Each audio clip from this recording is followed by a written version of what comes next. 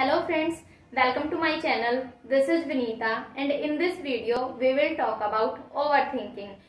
First we will talk about thinking. Thinking means सोचना. हम human beings हैं, हमारे पास माइंड है. अगर हम एक छोटा सा भी टास्क कंप्लीट करते हैं तो उसके लिए पहले हमारे माइंड में एक थॉट आता है, देन हम उस थॉट को इम्प्लीमेंट करते हैं, देन वो टास्क कंप्लीट होता है. तो this is a process to complete any task, जो हमारी लाइफ की नेसेसिटी है एंड ये हमारी पावर भी है, हमारी एक क्वालिटी भी है जो हमें दूसरे एनिमल से डिफरेंट बनाती है. तो हम अब बात करेंगे ओवर थिंकिंग के बारे में. अगर कोई भी चीज हम जरूरत से ज्यादा करते हैं तो वो नेगेटिव में कन्वर्ट हो जाती है, नेगेटिव इफेक्ट डालती है. उसी तरीके से अगर थिंकिंग भी जरूरत से ज्यादा की जाए, that is called over thinking.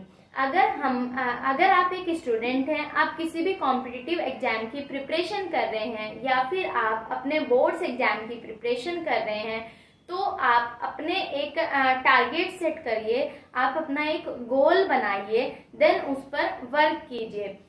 Over thinking की प्रॉब्लम हमें होती है जब हम किसी भी चीज के बारे में सोचते रहते हैं और उस पर एक्शन नहीं लेते हैं, हम उस पर काम नहीं करते हैं. दैट मीन्स आप कोई भी आपका गोल है, आपके टारगेट है, आपके माइंड में वो गोल तो है, आप बट उसके ऊपर आप वर्क नहीं कर रहे हो, तो आप पूरे टाइम सोचते रहोगे कि मुझे ये करना है, मुझे ये टास्क को किस तरीके से कंप्लीट करना है, मुझे इतने परसेंटेज लाने हैं, या मुझे ये पोस्ट चाहिए बट मैं ये पोस्ट कैसे लूंगा. आपके माइंड में ना वो थॉट प्रोसेस चलता रहेगा. बट जिस दिन आप एक्शन लेना स्टार्ट कर देंगे अपने गोल्स के लिए, अपने टारगेट्स के लिए, उस दिन आपकी 50 to 60% थिंकिंग जो है, ओवर थिंकिंग की प्रॉब्लम है, वो ऑटोमेटिकली ठीक हो जाएगी. तो आपको फर्स्ट अपने जो भी टारगेट्स हैं उनको एक नोटबुक में लिखना है.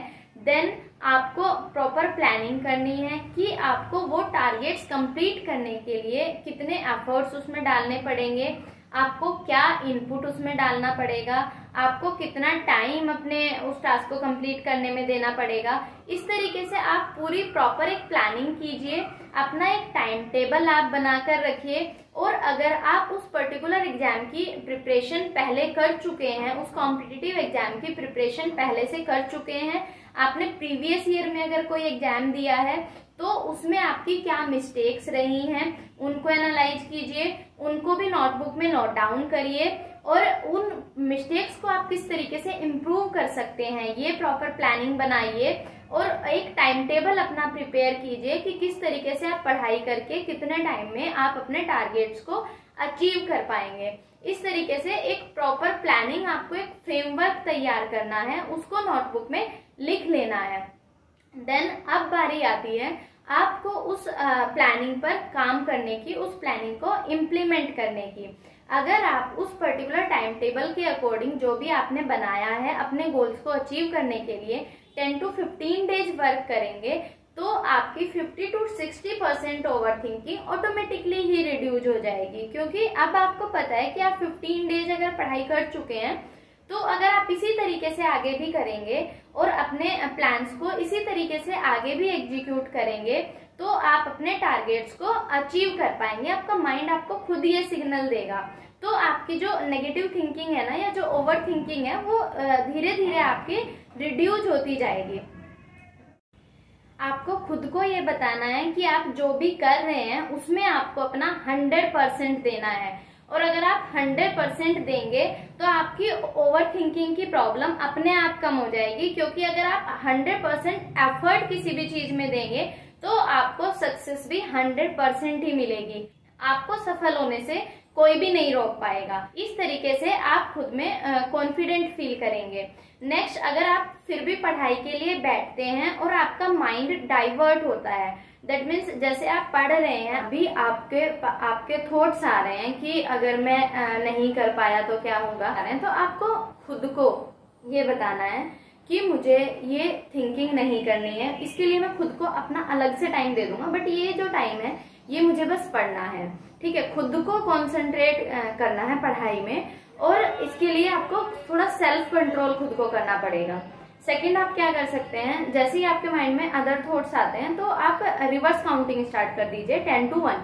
जैसे ही आप 10 to 1 रिवर्स काउंटिंग स्टार्ट करेंगे ना, तो वो जो थॉट प्रोसेस, जो थॉट आपके माइंड में चल रहा था, उससे आपका माइंड डिस्ट्रैक्ट होगा और वापस आप आ जाएंगे। उसके बाद आप अपनी पढ़ाई कर सकते हैं। या फिर आप 5 मिनट्स के लिए मेडिटेशन कर सकते हैं।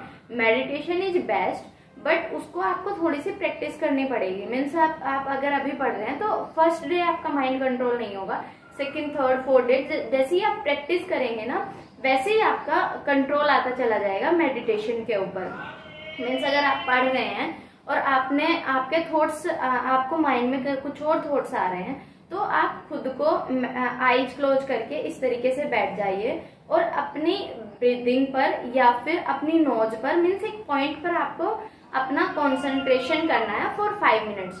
तो इस तरीके से आप करेंगे तो आपका माइंड जो है वो डाइवर्ट हो जाएगा और काम फील करेगा और वापस आप पढ़ाई में अपने माइंड को लगा सकते हैं। बट ये जो मेडिटेशन का प्रोसेस है, इसके लिए आपको थोड़ी प्रैक्टिस करनी पड़ेगी। आप डेली ये करिए तो कुछ टाइम में आप इसके हैबिचुअल हो जाओगे और आपका खुद पे एक अच्छा कंट्रोल बन जाएगा। इसके बाद आपको ओवर थिंकिंग की प्रॉब्लम नहीं होगी।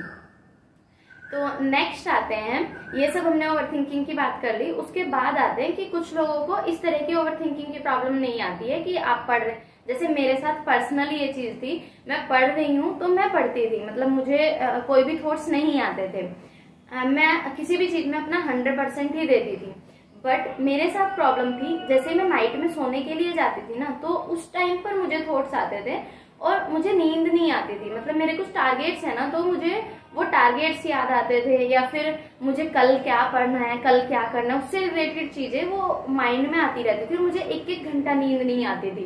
बाकी फिर मॉर्निंग में उठ के फिर वही रूटीन, अपना पढ़ना, अपना सब करना, घर का काम जो भी मुझे करना था मैं सब कर पाती थी। बट रात को सोते टाइम वो जो प्रॉब्लम होती थी ना थिंकिंग वाली, वो मैं अपने थॉट्स को कंट्रोल नहीं कर पाती थी और मुझे 1-1 घंटा नींद नहीं आती थी।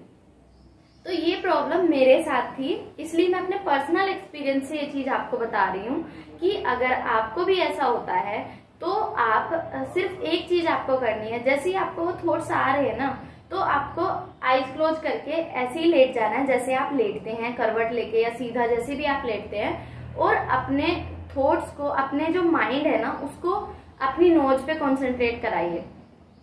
लेटिए, नोज पे कॉन्सेंट्रेट करना है, इस तरीके से आप करिए, ठीक है। विदिन 5 मिनट्स आपको नींद आ जाएगी। ये मैंने खुद अपने ऊपर इम्प्लीमेंट किया है। मुझे बहुत प्रॉब्लम होती थी नींद में जब मैं कुछ करती थी।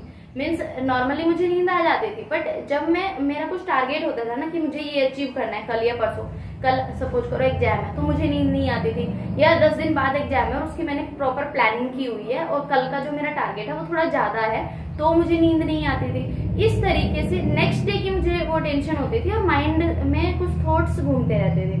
तो अगर आपको भी इस तरीके की प्रॉब्लम है तो ये प्रैक्टिकल सॉल्यूशन है। आप बस काम होकर इस तरीके से माइंड को अपने सेट कीजिए, इस तरीके से माइंड को अपने नोज पर कंसंट्रेट कराइए। आपको विदिन 5 मिनट्स नींद आ जाएगी और आपकी ये प्रॉब्लम कंप्लीटली दूर हो जाएगी। तो आई होप आपको मेरी ये वीडियो अच्छी लगी होगी और इस वीडियो में जो मैंने ट्रिक्स बताई हैं, टिप्स बताए हैं, वो 100% वर्क करते हैं।